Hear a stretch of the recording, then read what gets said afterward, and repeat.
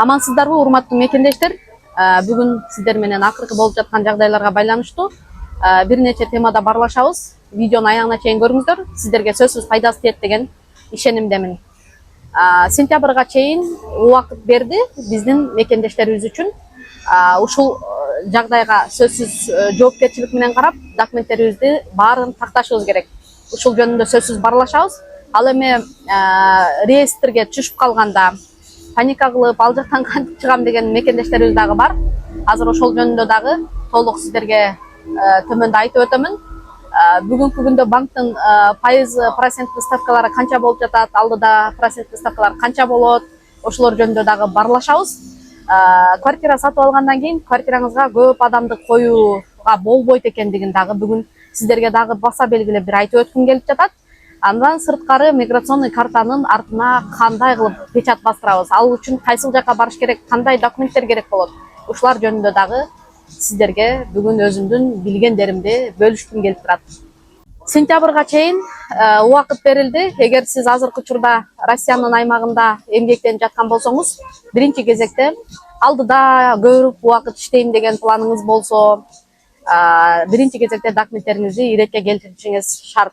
Эгерде бул видео сиз үчүн дагы пайдалуу, Россиянын аймагына иштегени келем деп жаткан болсоңуз, иштегени келген күндөн баштап документтериңиздин баардыгын өз ордуна келтирип такташыңыз керек. Биз кантип документтерибизди тактай алабыз?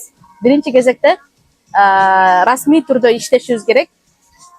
Бул сөзсүз түрдө трудовой договор, и сиз орношкон организация сизге сөзсүз түрдө налог төлөш керек. Ал эми экинчи момент, эгерде сиз Россиянын аймагына келген болсоңуз, жакындарыңыздын же болбосо ижарага алып жашаган квартираңызда сөзсүз түрдө регистрацияда учетто турушуңуз керек. Бул дагы өтө маанилүү. Бүгүнкү күндө квартира ижарага алгандардын көпчүлүгү казайындар менен, казайкалар менен сүйлөшүп, ушул маселесин биринчи орунга коюп чечишет.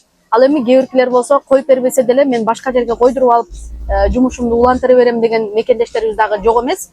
Ал сөзсүз түрдө сиз кайсыл жерде фактически жашасаңыз, ошол жерде регистрацияңыз болсо эч кандай көйгөйлөр жаралбайт.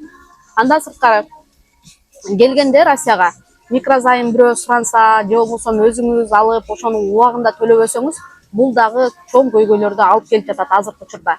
Ошон үчүн бирөөгө алып берүүдөн дагы или өзүңүзгө алуудан дагы азыркы учурда ушундай займдарды алганга сунуштабайт элек. Себеби именно займ алгандан кийин аз убакытка берип, аны убагында төлөй албай или жумушуңуздан акча задержка болуп же бирдеме боло турган болсо, ал штрафтарыңыз дагы сиздин Россиянын аймагында документиңиз таза жүрүшүнө ал дагы залакасын тийгизет.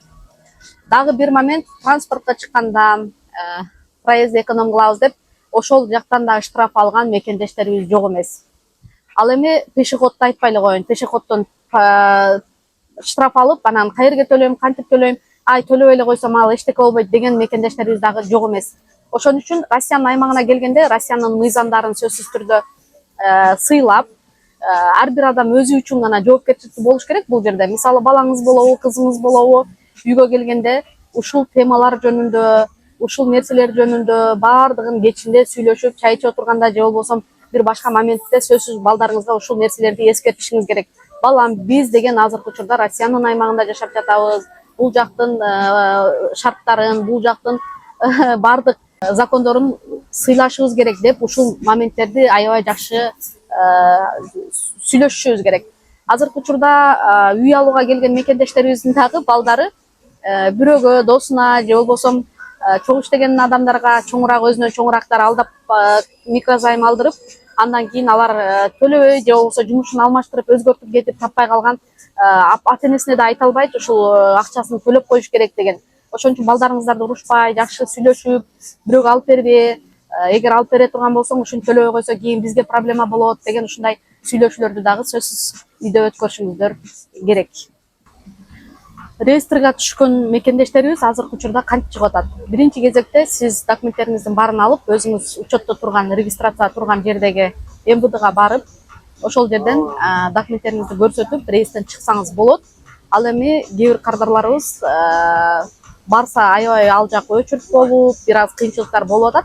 Ал эми кээ бир кардарларыбыз болсо, мен азыр бул жака ссылка калтырам. Ошол ссылка менен кирип, документтериңиздердин, трудовой договорлоруңуздарды, өзүңүздөрдүн тиешелүү документтериңиздерди прикреплять этип, ошол жака жөнөтсөңүздөр, ал жактан 3 күндүн ичинде каралып, кээде узагыраак болушу мүмкүн, кезегиңиздер келгенде каралып, андан соң чыгасыздар.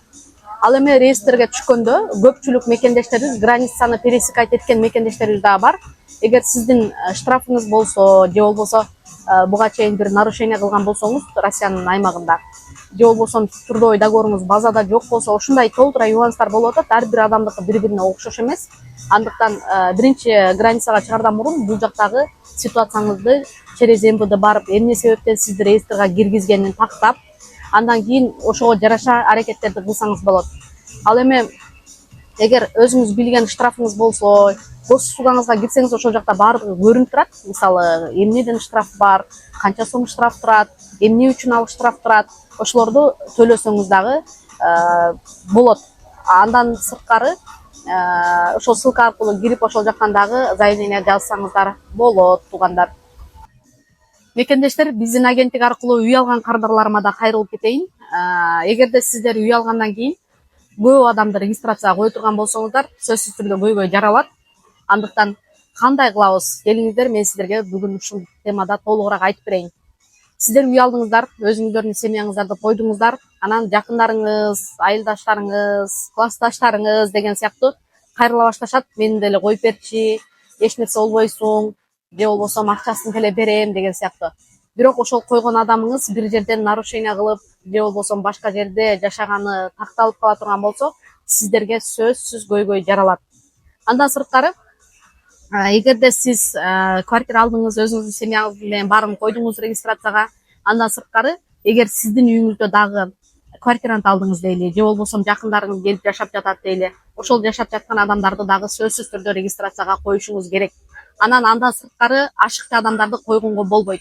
Мисалы, бир квартирант алдыңыз, ал квартирантыңыз 3 ай жашагандан кийин кете турган болуп калдым десе, через госуслугадан кеткен күндөн баштап регистрационный учеттон снимать этип койсоңуздар болот. Аны чыгарып салсаңыздар болот. Себеби бул базада сиздердин канча адамдарды койгондоруңуздар сакталып калат информация. Ал сиздер если чыгарып сала турган болсоңуздар, анда эч кандай кийин ал адам кетпей башка жака барып регистрацияга туруп, же болбосо дагы бир нерсе кыла турган болсо, нарушение кыла турган болсо, зыяны сиздерге сөзсүз тийиши мүмкүн. Ошон үчүн үй алдым, регистрацияга койсом боло берет экен көп адамды деген жок. Өзүңүздөрдүн туугандарыңыздарды, жакындарыңыздарды, жашаган адамдарды койсоңуздар, именно жашаган жакындарыңызды деп айтып өттүм, именно сиздин үйүңүздө жашаса, эч кандай көйгөй жаралбайт.